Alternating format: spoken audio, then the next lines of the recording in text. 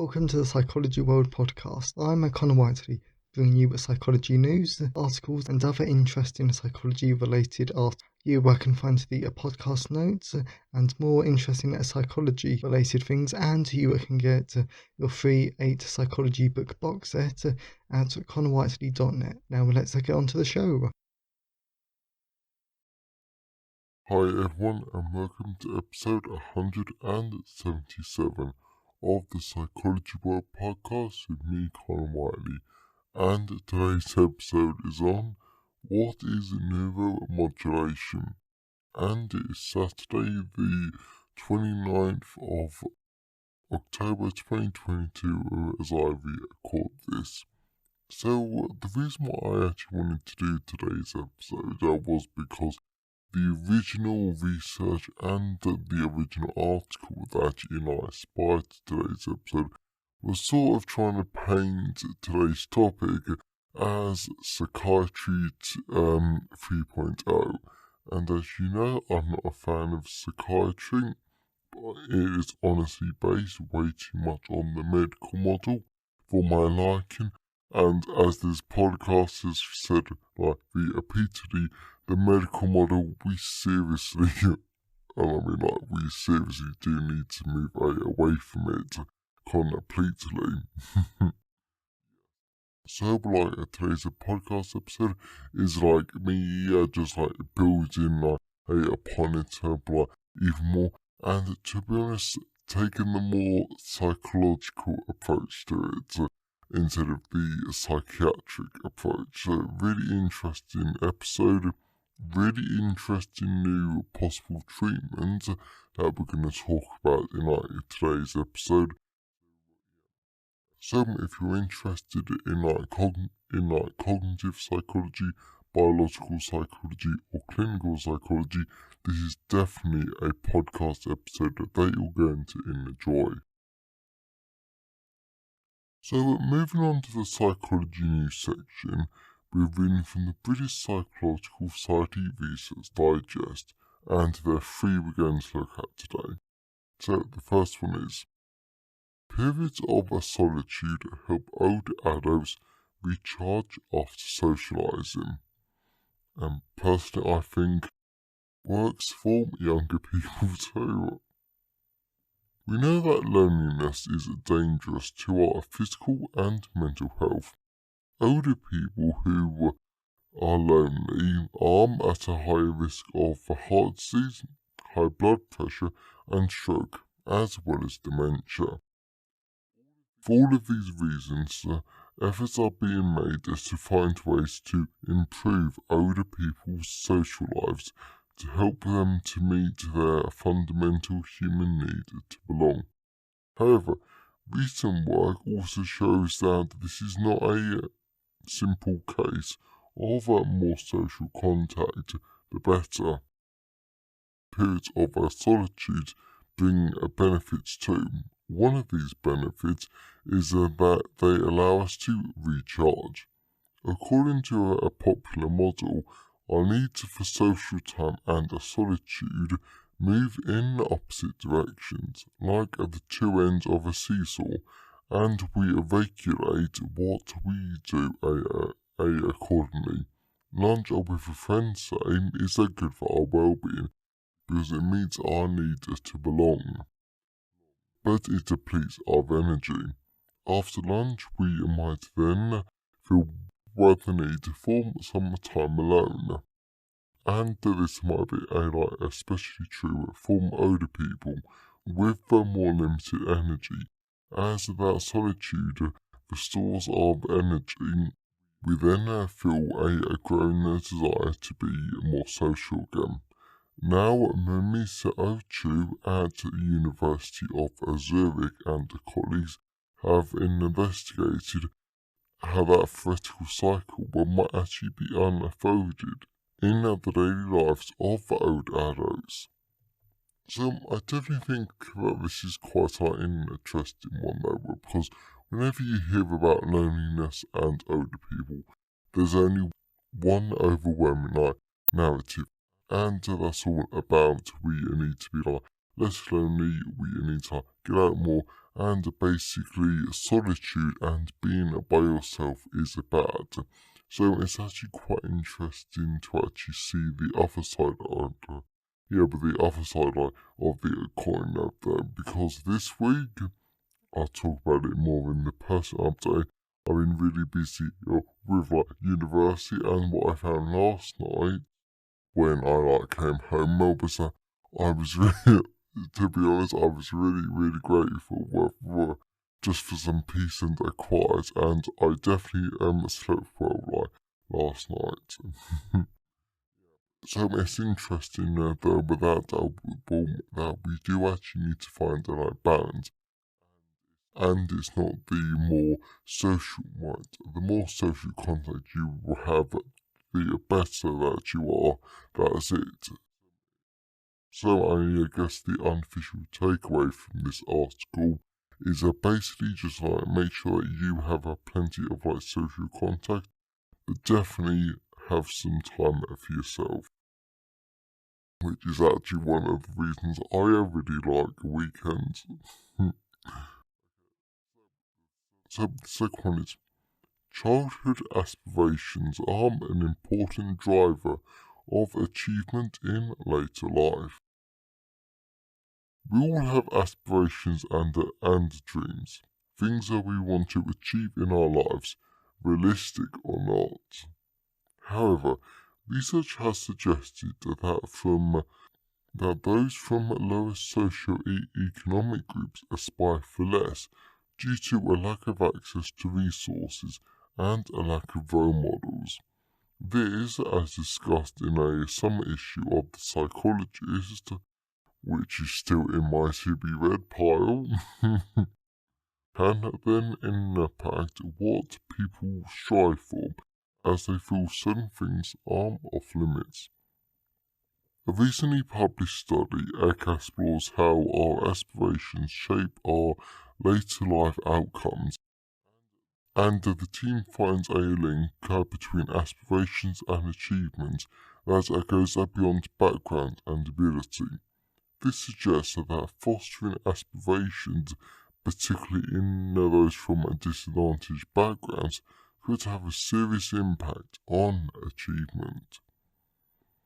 Okay, so that's quite a good one, because going back to the idea about dominant discourse, what they tend to be about in this situation is, of course, giving disadvantaged group people better education and also better access to resources.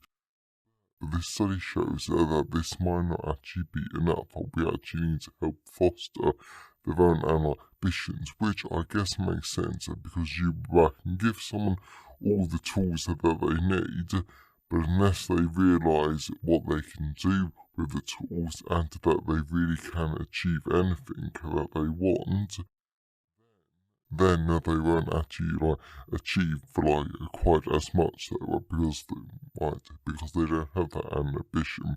So this is definitely a new factor that we should definitely consider though.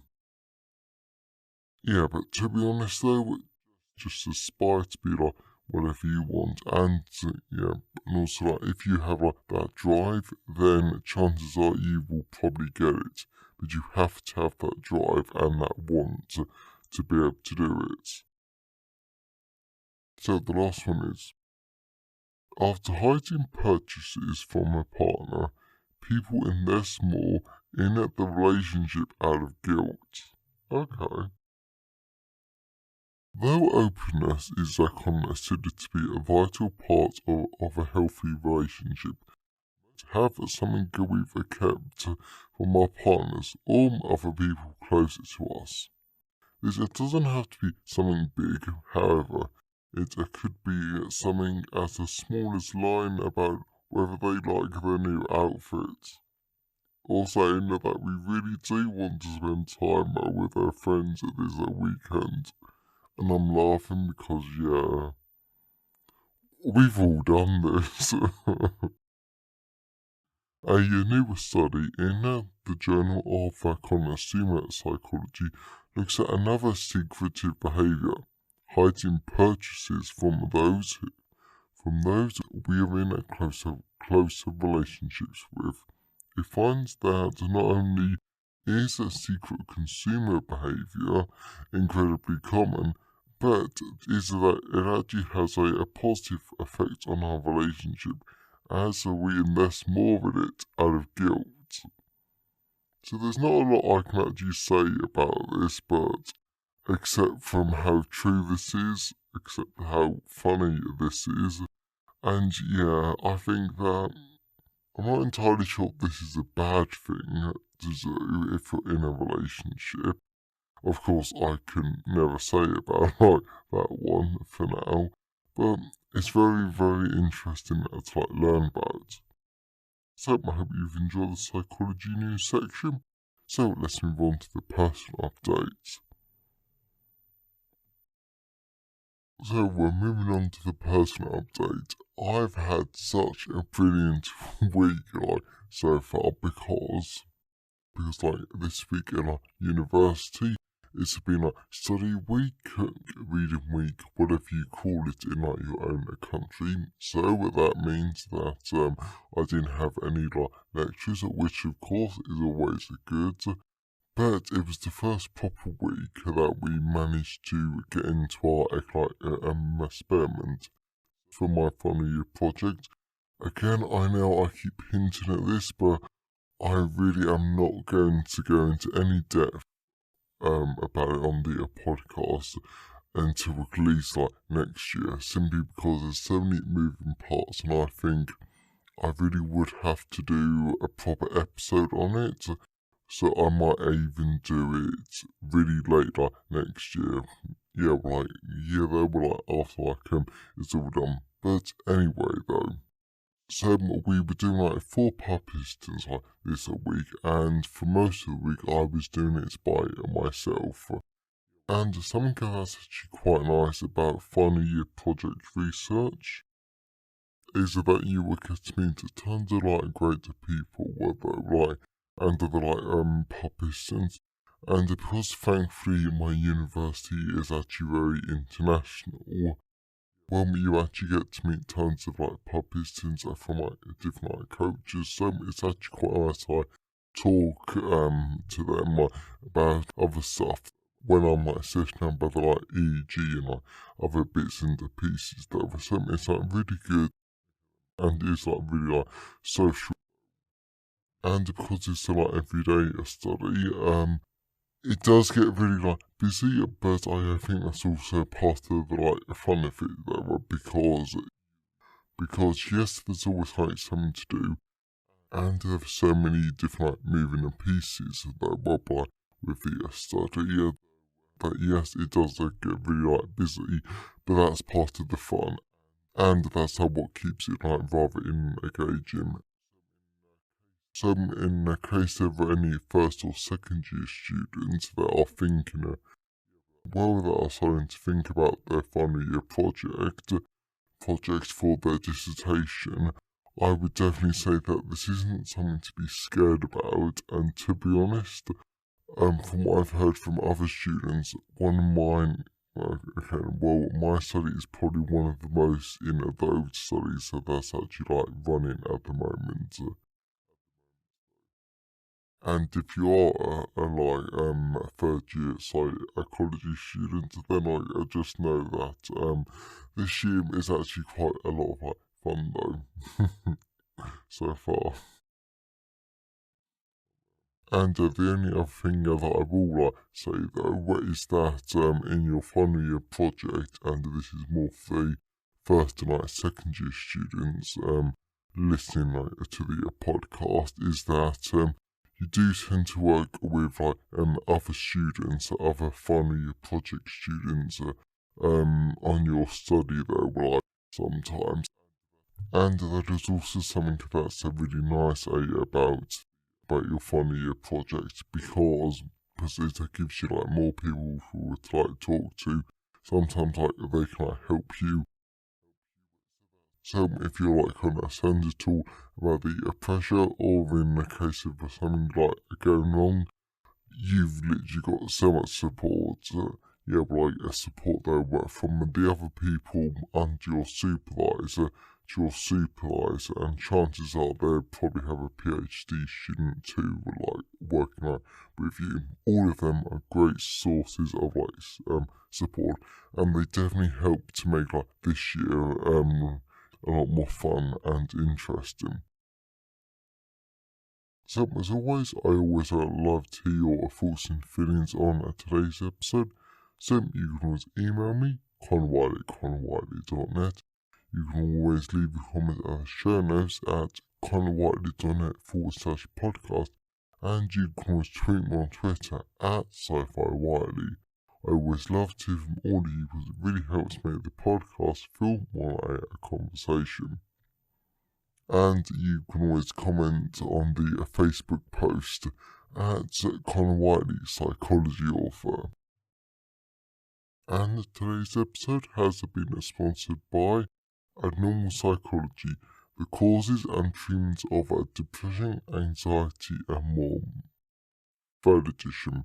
So the reason why I'm using this as the sponsored product for today's episode, again, is that because towards the end of the book, there's an entire section on treatment for depression. So these include the biological, the psychological, and the social treatments for depression that are like currently used.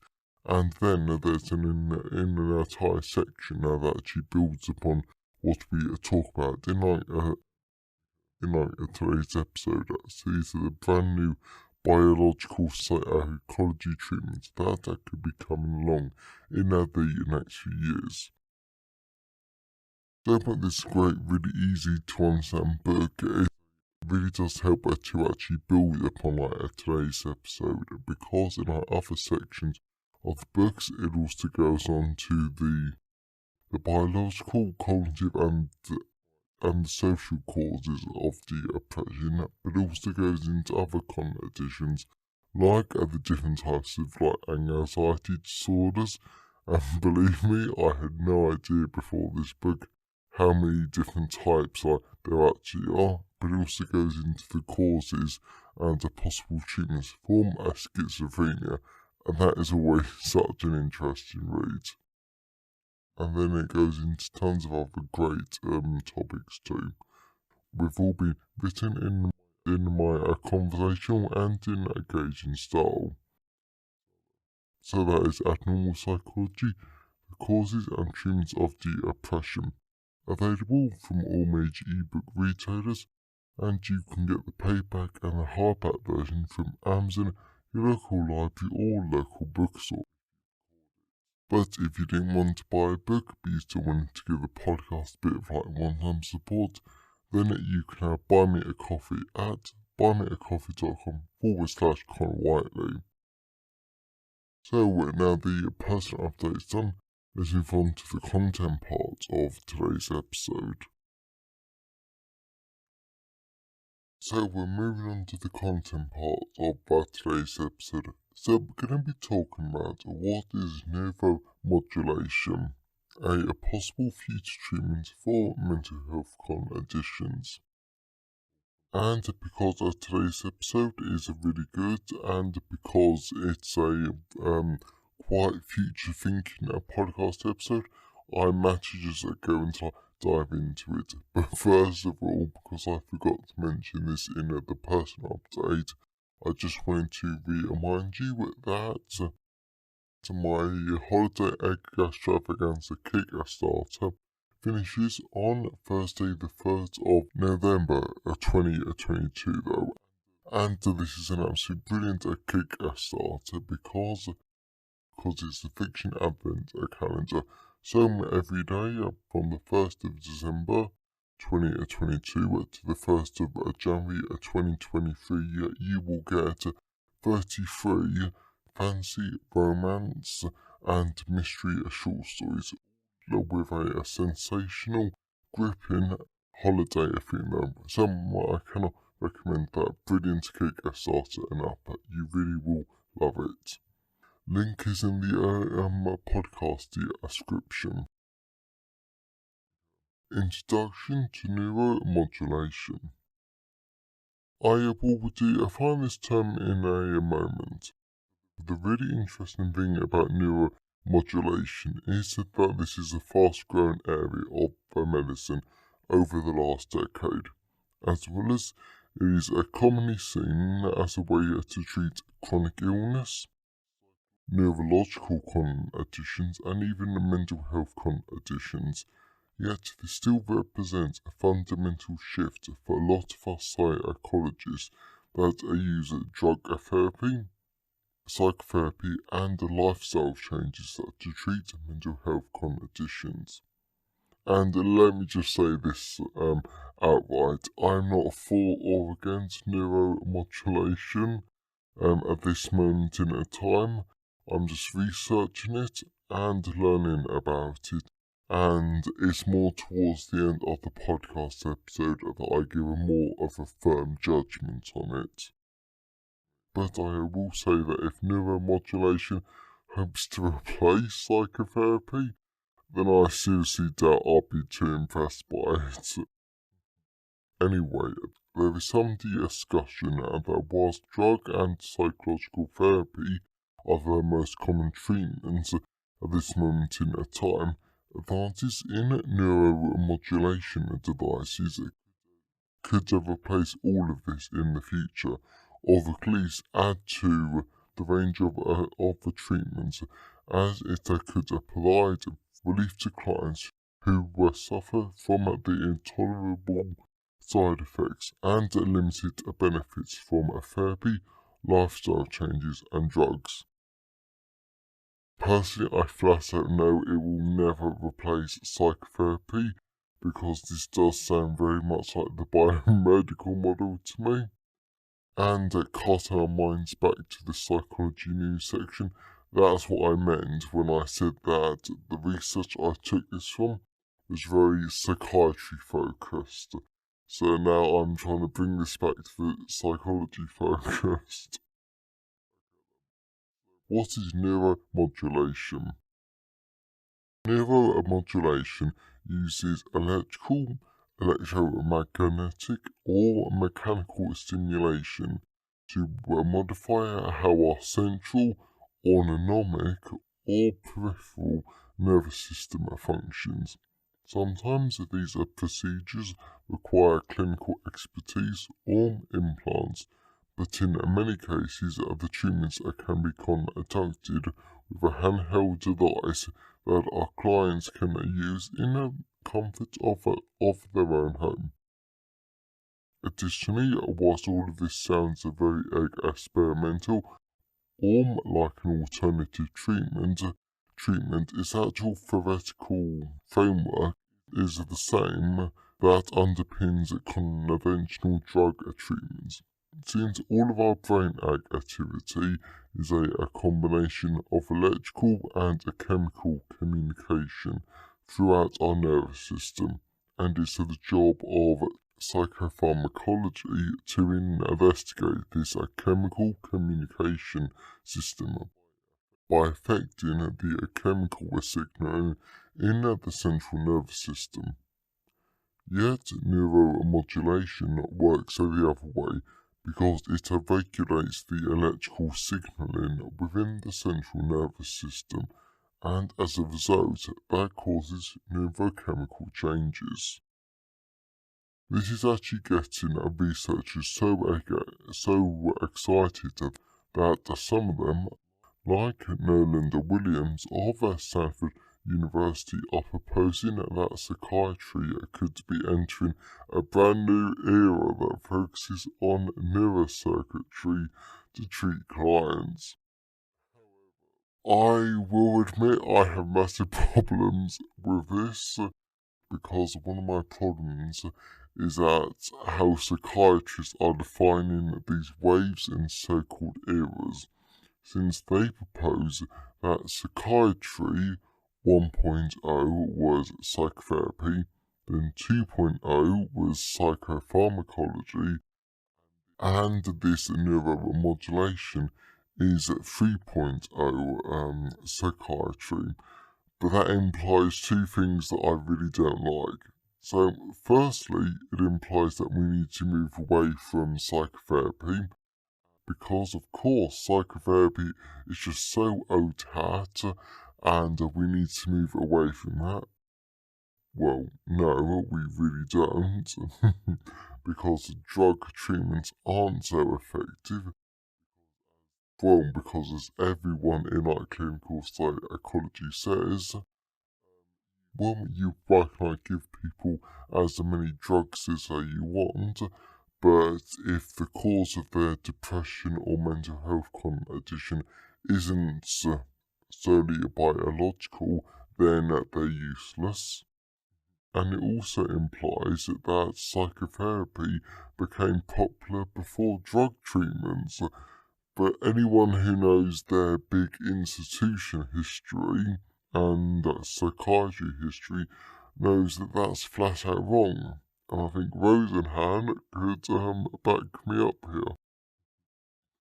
And if you don't get that reference, you've got to check out Rosenhan 1973 or 4. It's one of my favourite studies of all time, and it really proves why psychiatry is absolutely rubbish. Or at least it was back in the 70s. So this is definitely why I don't personally like psychiatry, because they really do focus too much on the biomedical model and the biological causes and treatments of mental health conditions without even giving the psychological and social causes and treatments an ounce of thought. Is that harsh? I don't think so. How is neuromodulation used? Anyway, despite the massive public problems with electroconvulsive therapy and my own personal problems with the so-called therapy as a gay person, electroconvulsive therapy continues to be used today because it's very effective in treating catatonia and people with very severe depressive episodes that are associated with a bipolar disorder or major depressive disorder, as well as it can also be used to treat people with treatment-resistant psychotic disorders. Ellerman and Kastner in all 2021. Moreover, electroconvulsive therapy isn't the only treatment these days that relies on neuromodulation, since there are a number of others. For example, transcranial magnetic stimulation, transcranial direct current stimulation, and cranial electrotherapy stimulation. Bruni and all 2021. All of these are minimally invasive and transcranial techniques. There are other techniques that are a little more invasive too. For example, vagus nerve stimulation and deep brain stimulation that does involve putting wires into the brain to grossly oversimplify the process. And these techniques are effective in treating post-traumatic stress disorder, GONAS and all 2020, generalized anxiety disorder, SAGLIO and all 2019, attention and deficit hyperactivity disorder, and neuropathic pain, YUN and all 2020, among other neurological conditions. How could neuromodulation be used in the future? Looking out into the future, we have to admit that a lot of these techniques are very new and largely not well established. I have mentioned in my books before that they are very hopeful and interesting and exciting, but neuromodulation still has a long way to go before it will ever be considered a first-line treatment in everyday care. And this is before we mention the significant side effects that many of these more intensive procedures. Because even if these techniques don't require implants, they still carry their own set of considerations and difficulties. And there is even evidence that many of these less intensive means of neuromodulation, like a transcranial direct current stimulation, may not be very effective at all. Of course, this is likely to change as these devices become more popular, researched more, and there's more investment in the area. Yet there is still structural obstacles to overcome before these devices are more widely adopted. For example, the considerable knowledge gap between researchers, therapists, and the general public. Some information about current research at academic centres needs to be shared with others a lot better before a therapist and the clients become more interested. Then there are problems with how neuromodulation trials are done in the first place, because in normal psychopharmacological trials, you can do placebo groups, double-blind trials, and randomized control trials to demonstrate the effectiveness of treatments. But the randomized control trials for these devices requires a very different model altogether, requiring a so-called sham/placebo treatment. Therefore, it's a lot more difficult to do a placebo-controlled trials for these devices, and the available data suggests that we lack the validity and replicability to know about the true effectiveness of neuromodulation. So new and standardized experimental methods are needed more than anything. Lastly, we need to know the longer-term effects that neuromodulation has on the brain. Since research suggests that these techniques do enhance neuroplasticity, how the brain changes itself in response to the environment, but we don't yet fully understand the full therapeutic effects of these techniques. Norm, how does it affect the brain later on? Conclusion. Whilst I want to finish up this podcast episode by mentioning that none of these obstacles are impossible, and I do truly hope that researchers do overcome them, I still very much consider myself a child of the biopsychosocial model, and I do have my concerns.